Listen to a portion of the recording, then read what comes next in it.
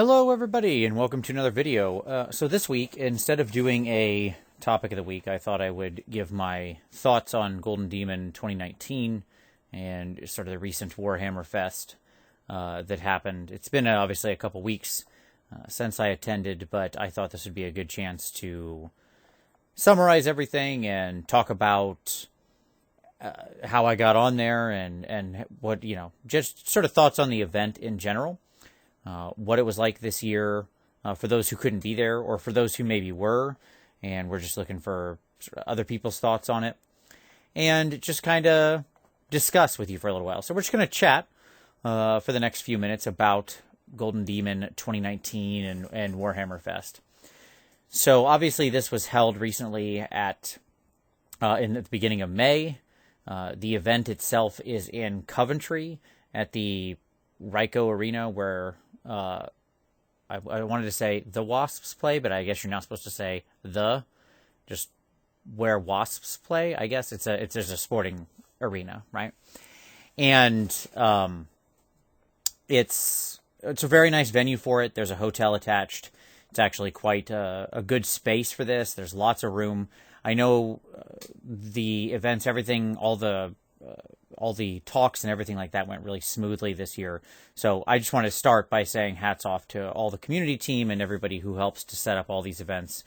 They did a really fantastic job, and everything was clockwork, so no complaints there. Let's get into it. So overall impressions, especially, I'm obviously focusing in here on Golden Demon, but Warhammer Fest itself is a really great time. Golden Demon specifically, the competition this year was incredibly fierce. The entries were absolutely incredible, and overall, both for Golden Demon and for Warhammer Fest itself, it was a great time and completely worth the trip. It's a lot of fun to see everybody, to catch up with everyone, to hang out with all the other artists, to meet everybody in the studio. It really is a fantastic chance to just talk to people who create the game we all love. They're all there, everything from the sculptors and artists and background writers.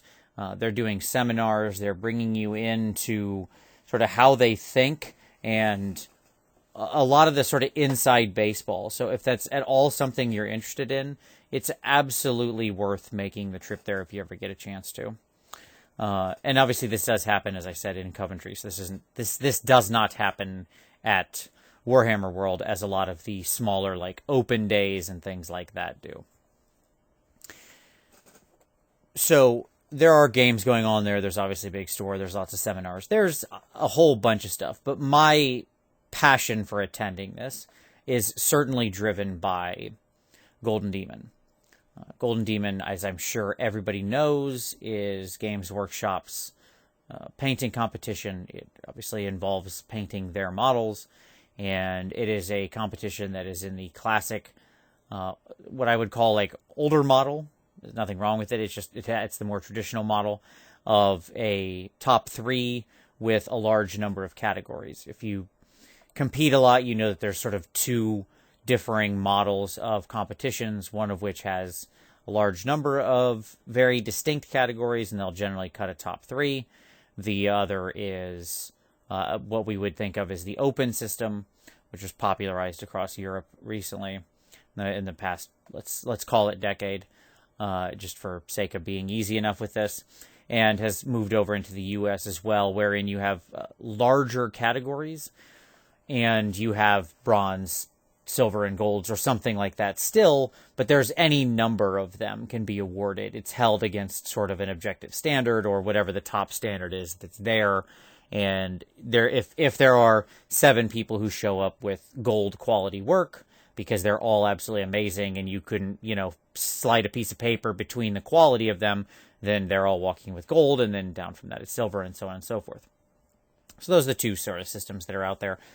And Golden Demon uses the traditional top 3 system, which means that obviously the competition is always quite fierce. This year was especially tough, and the entries, when I say they're incredible, I mean this was a mind-blowing year, and I want to try to unpack some of that throughout this video.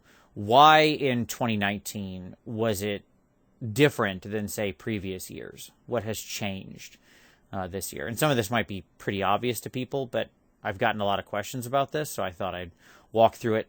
And I will say from this point on, all of this is, in my humble opinion, so, this is the attitudes and opinions expressed by Vincent Venturella as of this date, and should not be taken as anything greater than that, full stop. Okay? All right. So let's start with, why was this so busy? And I mean, there were a lot of entries, and it was packed both in number of entries and number of competitors, which, by the way, those two things often are correlated, but they don't have to, because you could have a lot of people show up with one entry each, and that would result in a large number of competitors, but maybe not as many entries, or you could have a small number of people show up with something for every category, right? But they tend to be correlated, because most people tend to do a couple entries, is usually what it boils down to. Because we all have lives and things that are going on that we can't just literally spend all 12 months beforehand painting. So I think the first thing to be aware of is that in 2018, there were 6 Golden Demon granting competitions in the world. And I have them listed here. I won't read them all, but there you are. Those are the 6. Okay? And the Warhammer Fest is the same as 2018, is the same as this one. It was also at Coventry at the Ryko Arena. Warhammer Fest Europe is in Dusseldorf. Everything else, the other 4, were all at Warhammer World in Nottingham. And each one had its own discrete competition. You can go to goldendemon.com and look up a lot of the great winners from these various competitions last year. And what that meant is, if you just sort of calculate out, because there was about the same number of categories at Fest this year that there was last year, let's just say roughly the same. They were slightly different categories, but, they were close in number. When you look at the individual open days, they don't have the same number of categories as the large Fest. For example, if you're at the AOS open day, you would have all of the Age of Sigmar related categories. So single figure and monster and things like that, unit. And you would have sort of the open group still and all those things, but you don't have the 40K things or Lord of the Rings or, whatever, right? So Fest and the 2 Fests are the ones that bring everything together. But nonetheless, when you look at the schedule, there was a lot more, let's just say, Golden Demons put into circulation last year than there was this year. Because this year, as of the time I'm recording this, which is at the end of May, there is 1 Golden Demon granting competition in 2019, which is the one we just went to, Warhammer Fest 2019. Now, it should be noted that I went back and sort of did research, and as near as I can tell, the Warhammer Fest Europe wasn't really formally announced. Like, all the marketing material seems to start on June 4th, which it's not June 4th as of the time I'm recording this. And so there could very well still be a second one. But the fact that they haven't yet announced it, at least to my knowledge, or in any way that I could find, if I have missed some small announcement somewhere, please feel free to direct me to it in the comments.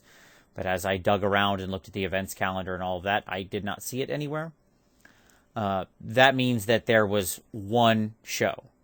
In the mind of any painter working, if you wanted a Golden Demon in 2019, this was your chance to know for sure that you were going to have a competition. You could assume there's going to be a Europe, and that's probably a fair assumption. Who knows? I have no insight into this. But if you wanted to go for the sure thing, then you fly over from Europe and you compete in this. And it should be noted for those in the US that traveling from mainland Europe up into the UK, at least at this point, might change in the future, but at least at this point, it's actually a relatively simple and not very expensive proposition. Flights around Europe are generally fairly cheap by comparison. I travel a lot within the US, and I can tell you, looking at the prices, I've also had to travel around Europe for work, and I can tell you that in my own personal experience, It is a night and day difference as to how expensive it is to get flights intra sort of the US versus Europe to the UK or something like that. And you know, certainly just from my complete anecdotal evidence, there were a lot of people who came up from the continent to compete. Was it as many as would be at Fest? No, of course not. It's not like everybody who was going to be at Fest Europe came up and went to this one. That is not what I am saying. Please do not mistake me. But some people did, right? Certainly, probably a lot of the very serious competitors did. And so, you know, even if they were thinking that they might also want to go to Europe, Golden Demon doesn't have a prohibition against double entries. And so actually it's quite a great thing to do to say, take your entry to Fest in the UK. You know, if you win, you can't resubmit. I should say that. If you get a demon, you cannot resubmit. But if you don't, and if you win, hey, great, you accomplished your goal. If you don't win, then go and get feedback from the judges as to what they saw as challenges in your piece, and then fix it. And show back up at the Europe if that one happens, and you have a much stronger entry, right? So it would only make sense to come there. So between the crush of all of these different events being pushed down into sort of one, as it were, you saw a lot of entries, just a very high number of people, a very high number of entries, which was awesome, by the way. Like, of course it's challenging because it means that, you know, there can only be 3 winners in a category. And as Max, who's the head judge now, openly said in the sort of, they did a seminar on like how to win a Golden Demon, and he kind of talked through it. And this is a point he made very well, that a lot of people tend to think like, oh, well, the 3 people who won Demon are the really good ones, and then everything else is just, it is what it is. And he's like, but that's not the case at all. That's why they invented the new commended entry system, because oftentimes there will be another 4, 5, 6 entries that are all just so close, right? That, again, you could slide a piece of paper between them, but only 3 can ultimately win. So I think it's just a statement of fact, right? That there are 3 Golden Demons, but when you pile this many high-quality painters into a single event, it could very well happen that you get 5 or 6 or 10 entries that are all knocking on the door, and what you're using to decide, you know, who is ultimately the winner is really, really, really small minutia, right? Amongst that final sort of really, really top-cut group. And, you know, one thing, I'll talk about judging a little more, but I don't envy the judges for this event. They do an amazing job. And if, you know, I've obviously talked to them about my pieces, and they're able to give you an unbelievable amount of extremely detailed feedback. Like, they know these models, they pay attention, they notice everything. They are very transparent about how they judge you and will give you very open feedback, which is fantastic, and yet another good reason to attend Golden Demon. So that's kind of why I think there were so many people, because we went from a bunch of competitions to one. It's pretty straightforward. But there was also so much quality, and I think that that's also a natural response. What I mean by that is, I myself thought, before this event, I had been thinking months in advance when I knew there was only going to be one Golden Demon. I was like, wow, that means that the competition is going to be fierce. I better work hard and try to up my game. And I doubt I'm the only person who had that realization in the world. But just if you took the raw numbers, right? If you took the best from 2018, just the winners in each category, and you brought them all into a single competition, which again, that's not actually what happened here, because it's not like we took every one of those competitions and crushed them into one. But if you took 20% of the entrants in each of those other competitions and added them into last year's Warhammer Fest, you would get what you got this year, right? You would just see much the same results, because suddenly you would have the best of this competition against the best of this one against the best of this one, and suddenly you've got 8, 9, 10 mind-blowing entries and another dozen incredibly high quality that, frankly, you like in the case all look equally wonderful to your eye in that lighting, right? Like you're not the judges looking from an inch away. So it just seems like it's an overwhelming deluge of incredibly painted miniatures. I have an example over here on the side. This is one of my favorite units I've maybe ever seen in my life. This was submitted by Andy Wardle, which if you don't follow Andy on Instagram, he's part of the Cult of Paint group and such with Richard Gray, another amazing artist. It's absolutely worth following both of them. They teach and stuff. If you ever get to take a class with them, I would highly recommend it. I have taken a class with them before. They're great teachers. So Andy, this was his Blood Angels 40K unit, and it's mind-blowing in this picture, and amazingly, it is even better in person. I know that's hard to believe because it looks so good here, but it's just, I mean, earth-shatteringly good work, okay? Everything about it, the consistency of it, the quality of it is outrageous. And this took bronze in 40K unit. Okay, that should be a statement on the level of quality we're looking at here. Okay.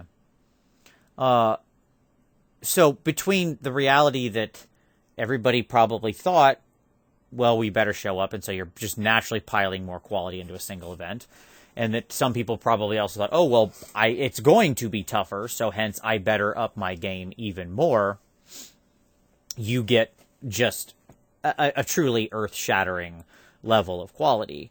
I know that there's sometimes an impression in the community that maybe Golden Demon doesn't have the same quality as other painting competitions. I see this kind of come up.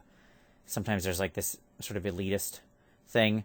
Every painting competition has its own personality and has its own set of figs it tends to produce. I just want to say, from my own personal experience, I did not see that, do not see that in any way. The artists, and they are absolutely true artists who brought their best to this competition, did incredibly exceptional work this year. It's almost heartbreaking to me to just look at all of the quality that's in that cabinet and know that only 3 of these are going to get a trophy, because I just saw piece after piece that I was like, I love everything about that, and I love everything about that, and I love everything about that. I mean, it was absolutely fantastic. I wish there were more higher quality pictures available of the non-winners. Some of them get shared on Instagram, and I love that Pocket Nerd, which you can follow at Pocket Nerd, shares a lot of the photos that she takes out there, but it's not all of them. And I really wish that they almost had a feed dedicated to those high quality photos just getting shared out, or they put them in like a Flickr album somewhere or whatever.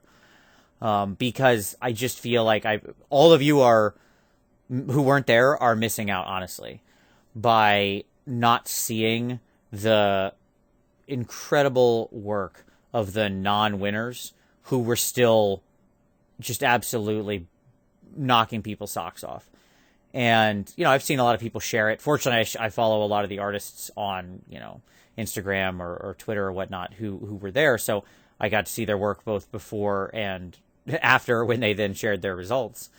But I would love to see them formally do that. I think that would be a really fantastic thing for them to do, to create a dedicated, it could be hashtag on Instagram, whatever, where they then post all of the photos up onto Instagram or onto something. Could be every model they photograph, could be a wider selection. Just, I want to see more. Long story short, I would very much like to see them share more of it. The work is exceptional. It deserves to be recognized. It deserves to be shared. Certainly the winners, but many people beyond that as well. So there you go. So I want to talk for a moment here about judging and the nature of judging at Golden Demon. I have a longer video about my first visit and my thoughts about the competition, and I'll link that below. So if you're curious, you can go check that out. I go much deeper into the nature of how to compete at Golden Demon. There's also a lot of really great videos and articles on it that you should absolutely check out. But I just here's some. This is just some very quick thoughts based on kind of the high level things that just to mention it here. Like all competitions, all of them, all miniature painting competitions, and probably competitions in general, Golden Demon has a bias. And I want to really put a hard pin on this. This is not a bad thing. Every painting competition I go to and participate in a year, and I participate in many, has some kind of bias. We hear the word bias and we immediately think bad. That is an incorrect connotation. You have biases all over the place. Tons of them. Everybody does. Okay? Toward colors you like or things you appreciate, and that's just natural. The judges here go well above and beyond to be neutral and transparent arbiters of the work that they evaluate. They share with you extremely clearly what they are looking for. They hold a seminar called How to Win a Golden Demon, where the judges will directly tell you what they are looking for. That is not a negative bias. That is just honesty. It's their competition. They are allowed to create rules and sort of the structure of what they're looking for. Because these things are somewhat subjective, right? But you can still have structure in subjective decisions. And just to share some of the things that Max talked about within the broader presentation he gave was obviously the work itself has to be in universe. It's quite broadly construed, right? The worlds of Age of Sigmar and 40K are massive. So it's not as though they're going to, judge you unbelievably harshly because you got some freehand on a shoulder slightly wrong or something. Like, that's not what we're talking about here, right? But they do want things to feel like they fit in the worlds, because they like pieces that tell a story within the universe they've created. And I've always been a fan of the statement, restriction breeds creativity, right? Like, this is the thing. This is the case. So just do that. There's lots of room to tell really engaging stories through your paint job within these massive worlds. So it is what it is. I mean, if that offends you to some great degree, I don't know what to tell you. It is the rules.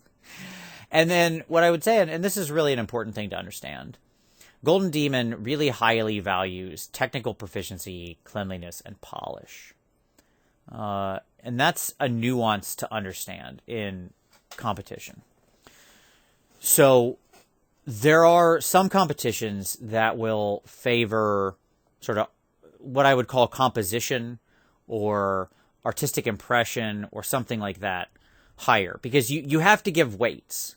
Okay, all of these things can't be equally valuable in deciding winners. Or maybe they can, but then they are all equal, and that's still a weight, right? You have just said the weight of each of them is equal, but they all still factor in. But every competition is not beholden to that. There's nothing better about one way than the other. And Golden Demon certainly values, by valuing highly one thing, you don't disregard something else. It just means you weight it less. Okay? Let me see if I can get this out of the current thing, because I think people always have a challenge with this. Like, they think, oh, so art doesn't matter. That's not what it's about. It's not about art at all. Art's irrelevant. It's just about painting like in the heavy metal style or whatever. No. Stop. You're getting out the jump to conclusions, Matt, there. Let me put it this way, right? I want to go get lunch. I'm at work and I want to go get lunch. I probably wait that my lunch doesn't taste like sawdust. Yeah? In other words, I want my food to taste good, but how much does quality of my food matter? How about against price? How about against the amount of time it will take to get my lunch? I've only got 30 minutes to go run out from the office and grab something, right?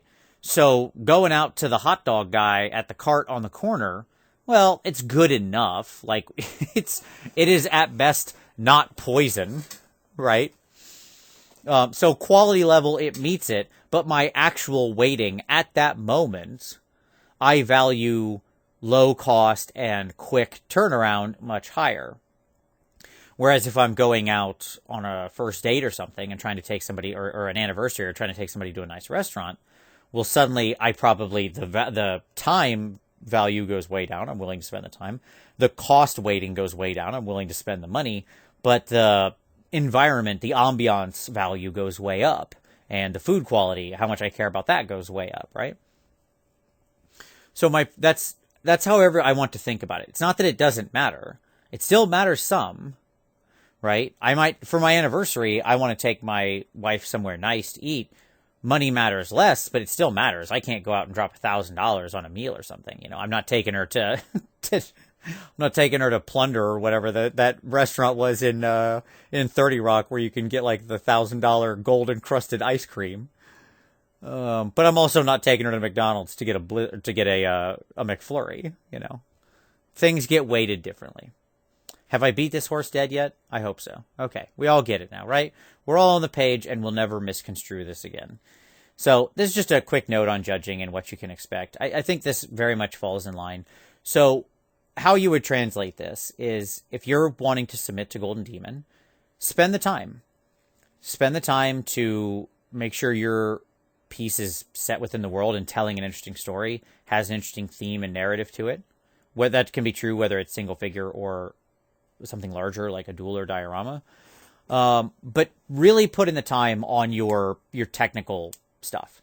Make sure your paint is clean, your blends are smooth, your polish is high, right? Make sure that those things look really good.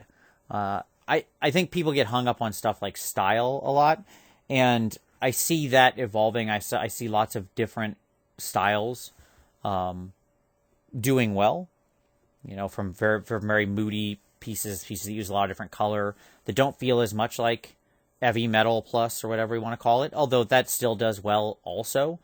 But that's a question of, is that what the judges are looking for, or is that what everybody thinks the judges are looking for and so paints accordingly? Oh. And what's really going to bake your noodle is, would you still have tipped over the vase if I hadn't said anything? Okay. So, at any rate, you get the idea. I do want to talk for a moment, though, about some challenges from this year. I want to talk about logistical challenges. So let's talk about Golden Demon's schedule. Golden Demon's schedule at Warhammer Fest basically looks something like this. Now, those of you who attended or know will say, but Vince, you can also submit on Saturday. Oh yeah, you can, and I did. Absolutely. You have all day Saturday to submit, and that's great. I'm glad they added that. Unfortunately, by my count, about 30% of the overall entries go in on Saturday. A lot of people still just travel in Sunday because that's what they've been doing for years. And so that's how they compete in Golden Demon. They show, or, you know, they don't have as much time. They don't have a hotel. They're not going to spend the extra money to go get a hotel. There's not, obviously the hotel on site sells out like, you know, in a snap. And then there's not that many other hotels nearby, to be frank. And so it's just easier to come in on Sunday. So let's be unbelievably conservative and say half of the entries come in on Sunday. That's not true. It's more than that.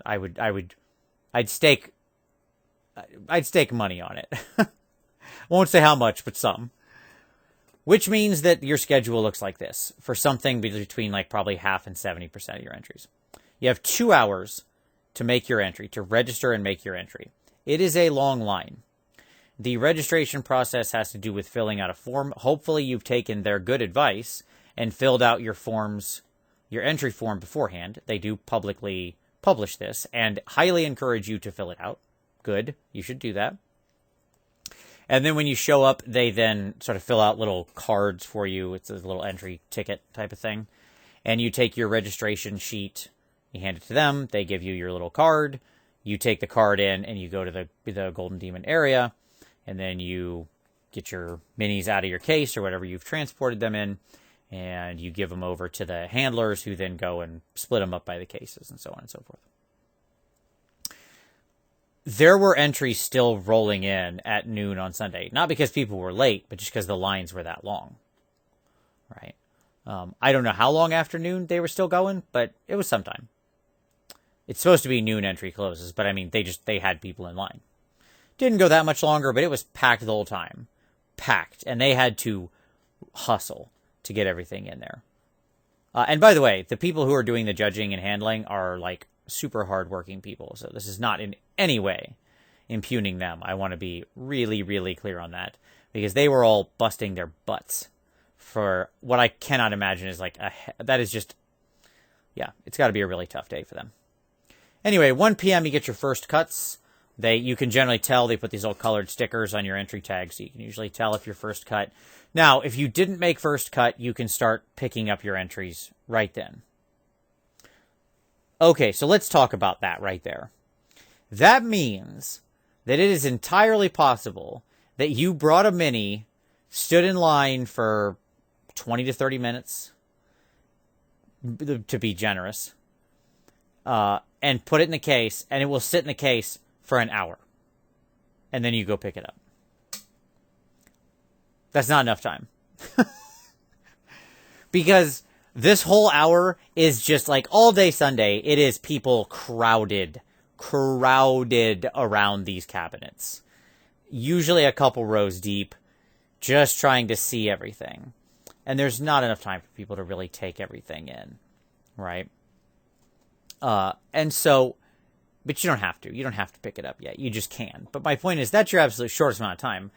That doesn't feel great, to just have it sitting in the case. You show up, you hand it over, you get it handed back an hour later. I'm not a big fan of that. At 3 p.m., your winners are decided. So in general, what'll happen is they go, they're made for this 2-hour period between 1 p.m. and 3 p.m. What's happening is the judges are sitting in the center of all those glass cases. If you've seen any of the pictures, you know what's happening. They bring out the first cuts, they set them on a table. It's category by category, right? And the 4 of them are usually then going piece by piece. They're scoring, they're talking, they're figuring out exactly who the ultimate winners are, who gets a commended entry, etc. So over that 2 hours, they're going cabinet by cabinet, and the top 3 get put on the top shelf. So you know those are your winners. Like whoever gets put up on the top shelf is usually your gold, silver, bronze, unless something really funky is happening. Now, they're not put up there in order, so you don't know who wins what. You just know that you're a winner if you end up on the top shelf. And everybody else goes back in the normal case. 3:30 is the award ceremony in another room, like downstairs. It's in the big open hall, exhibition hall. And that generally lasts 10, 20 minutes probably to read off all the names. And then you have to go back and pick up your stuff. And at 4 p.m., the hall closes. Like, at 4 p.m., I had people walking around hustling me out of the room as I was having conversations with people. I had maybe 15 minutes after the award ceremony ended that they were to go get my things. That is, this part right here, this has got to change. I had no patience for this guy telling me to get out of the room when I was talking to a GW employee. Okay? Nope. Pope and nope right there. This needs to be extended. Big time. Like, I don't know what the rules are, why we have the hall closing so early. I don't know if there's some kind of work schedule thing. This is the biggest challenge to me. Because the other thing that's happening right here is not only do you have a long line to pick up your models and people running back and forth to get everything and make sure they're handing you the right models, and they got to be very ginger with them, obviously. They're treating them with a lot of care, and they do. They handle your models very professionally and carefully. But this is also ostensibly the time where you want to get feedback from the judges. Well, a single judge giving you feedback on 1 or 2 pieces could easily be 5 or 10 minutes a person. I don't think I need to do the math here to explain to you that out of several hundred entries, not everybody's getting feedback, right? And then that also, by the way, blocks up the line. So, like, logistically, this part has to change. This is basically from 3 p.m. to 4 p.m. is a mess right now. And this is all just logistical challenges. If they did something like kept the hall open till 5 or 5:30 or whatever, had the area to pick up your models separate from the area where the judges were, so you could go over to the judges and set down a piece, and they said everybody can sort of get feedback on 1 or 2 pieces max. Just, limit yourself, be responsible. Things like that would just be a way better way to go. The judges are very efficient, by the way, in giving you feedback. Like, when you can get it, it's great. It is super high quality feedback. I have been amazed consistently by how insightful the judges' feedback always is. So it's worth doing. The problem is right now there's just not enough time. And that's what I'll say about the day in general. Most competitions I go to, if they're over a weekend or at a convention or something, I'm putting in my piece in the cabinet on Thursday and the judging's on Sunday. That's the kind of schedule we're talking about. So it sits in there for Thursday, Friday, Saturday. I know I'm a finalist going into Sunday, and then the award ceremony is sometime Sunday. That's usually how this goes for most of the U.S. competitions, which is great because it means that there's a lot more time that you feel like your model gets to be in the cabinet. People spend a lot of time on these models. I'm not just speaking for myself here. And part of what you do when you go to an event, like, not to sound like an egotistical maniac, but I mean, I want to show off my stuff. I traveled a long way. I put a lot of time in, and I put it in the cabinet to show it off to some degree. I'd like a little more time to do that. But I would also like erase myself as a competitor and make myself just a viewer. I want more time to go look at everybody's stuff. To really sit there and stare and drink it in and notice the detail that people have put into their work. Like, I, as a fan, want more time to be able to appreciate everyone else's hard work. Forget about my own stuff. I could be showing up without a thing to enter, and I would still feel this way. Okay? So, I don't know what that means. Part of it is just a behavioral thing where, like I said, everybody's showing up on Sunday just because the nature of this competition is like that. I guess just because it's the UK and a lot of people who compete from the UK just drive in Sunday morning. I don't know what the answer is here. Open up earlier, extend the day, make it longer. Like, it is an event that is singularly strange amongst, like, no US competition works anything like this. This is breakneck by comparison to any US competition. So it's interesting. I would be interested to hear, for those of you who've gone to other European competitions, what they're like, because I have no visibility into that. So I don't know how those are run. If they're run like this with this speed, or if they're more like US, where you're in there for a couple days and then you win. I don't know, but I'd love to know. So if you know, comment below. There you go.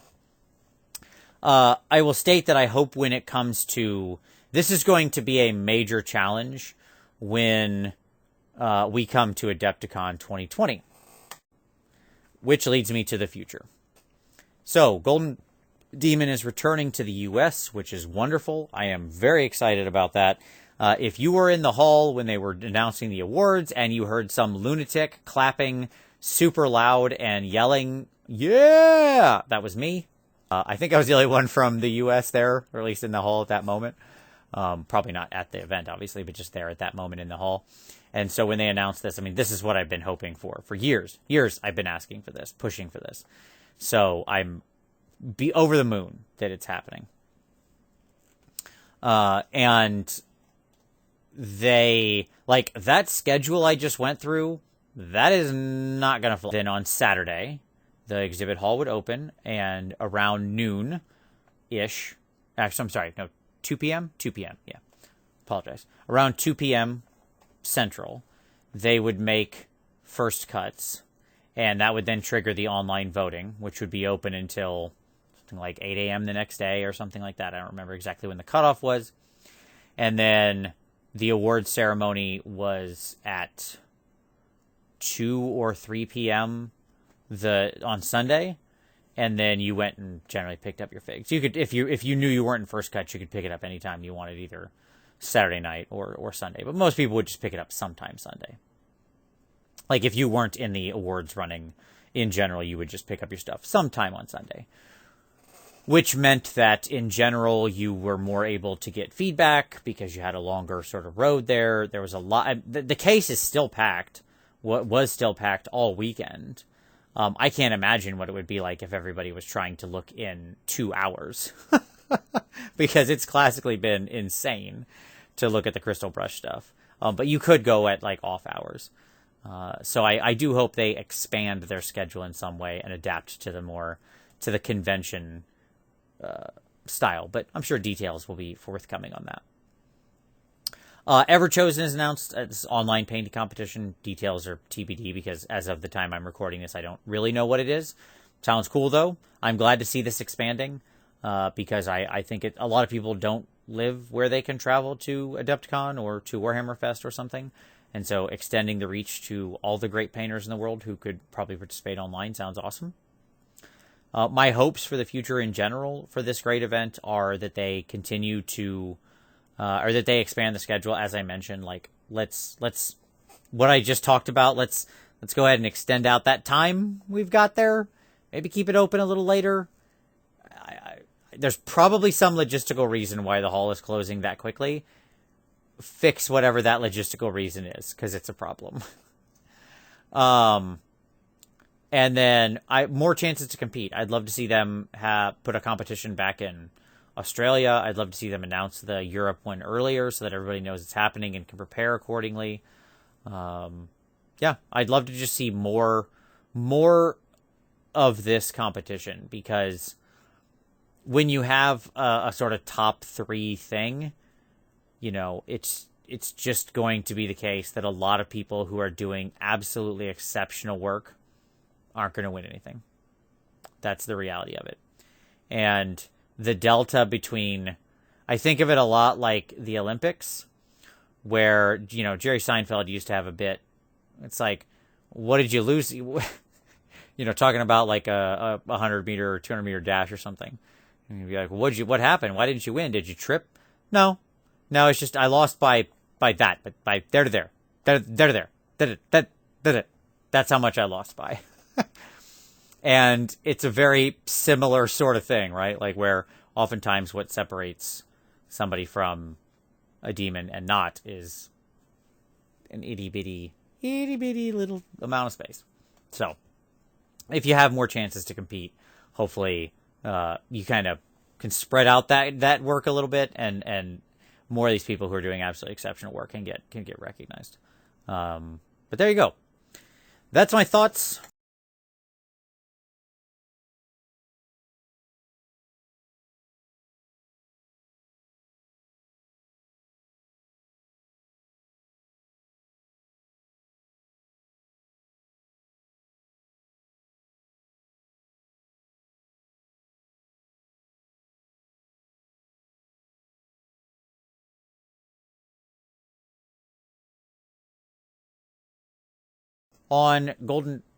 That's my thoughts on Golden Demon and Warhammer Fest 2019. It was absolutely a great time.